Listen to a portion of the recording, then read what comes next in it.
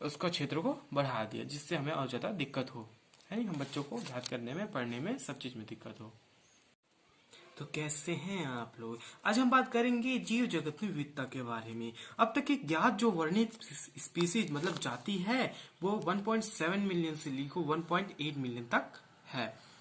जो पृथ्वी पर स्थित जो जीवों की जो संख्या है और उसके प्रकार को जैव विविधता कहते हैं।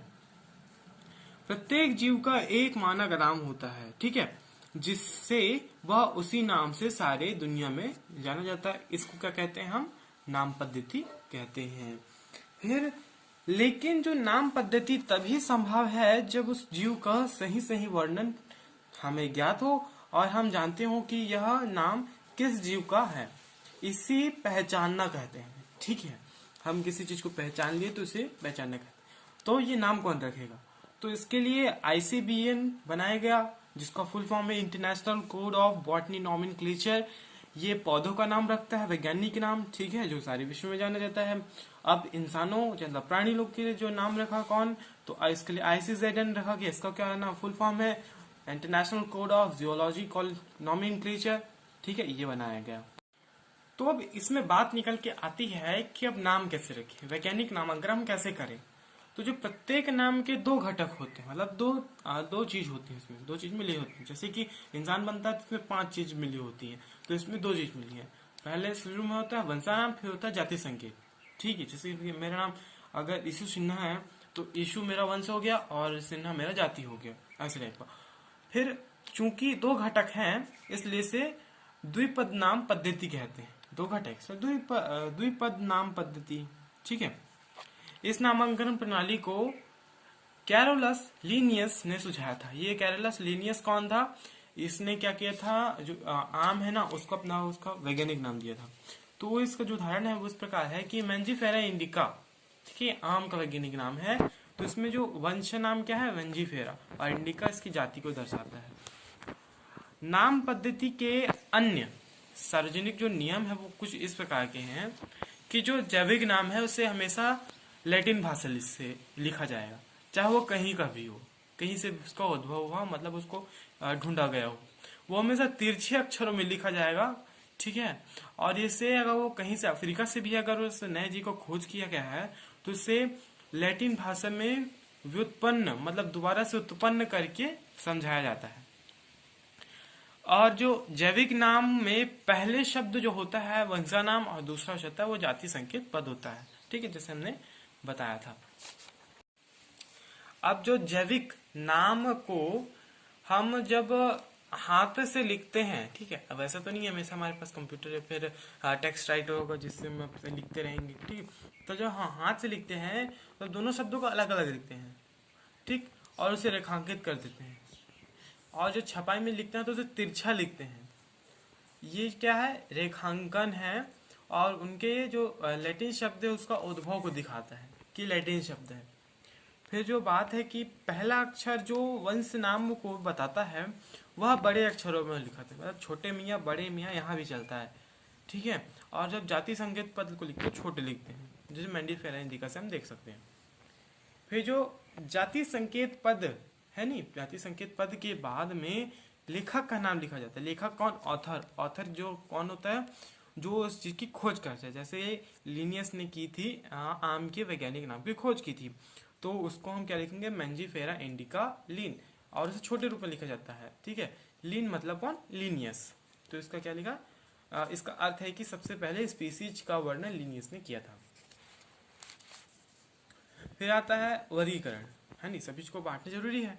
वर्गीकरण वह प्रक्रिया है जिसमें कुछ सरलता से दृश्य गुणों के आधार पर सुविधाजनक वर्गों में वर्गीकृत कर दिया जाता है। इसका क्या मतलब हुआ कि अगर हम कुत्ता बोलते हैं तो कुत्ते से हमें बस एक कुत्ते की ही मतलब तस्वीर हमारे दिमाग में आएगी।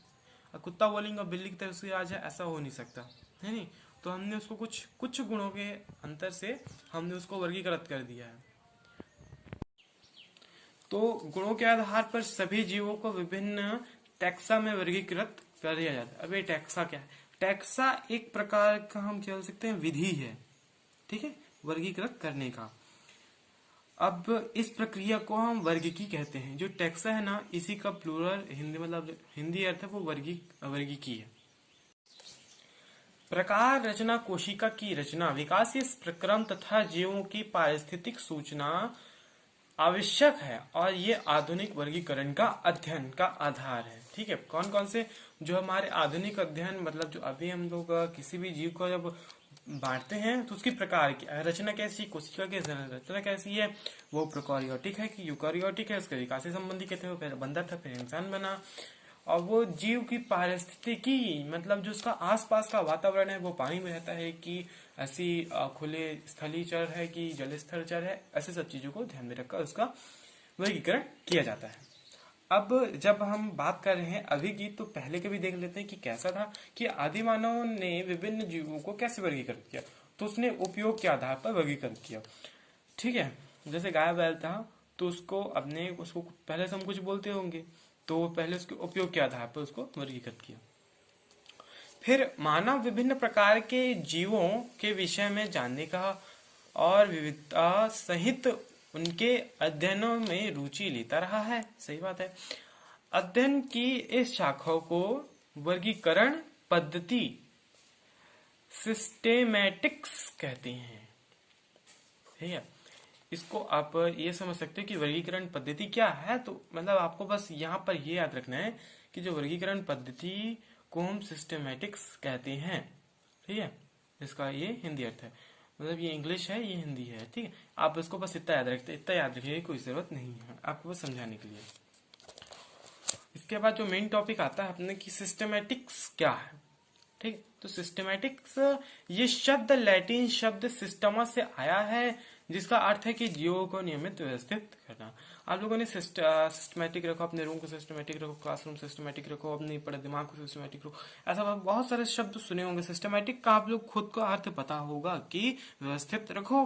तो यहाँ पर सिस्टमैटिक्स तो मैं सिस्टमा का जो अर्थ है सिस्टमैटिक्स में लैटिन शब्द है, किससे आया है, सिस्टमा से आया है। तो उसका क्या अर्थ है कि जीवों की नियमित व्यवस्था। ठीक है, फिर क्या है, सिस्टमैटिक्स में पहचानना, नाम पद्धति तथा वर्गीकरण को शामिल करके इसके क्षेत्र को बढ़ा दिया। सिस्टमैटिक्स कहाँ तक बस था कि आप जीवों को अच्छे से जानो।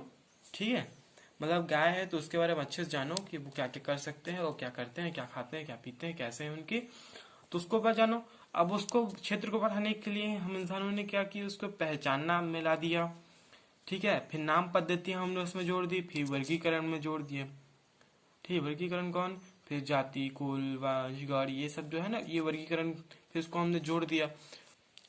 फिर लिनियस ने अपने पब्लिकेशन का टाइटल सिस्टमा नेचर रखा।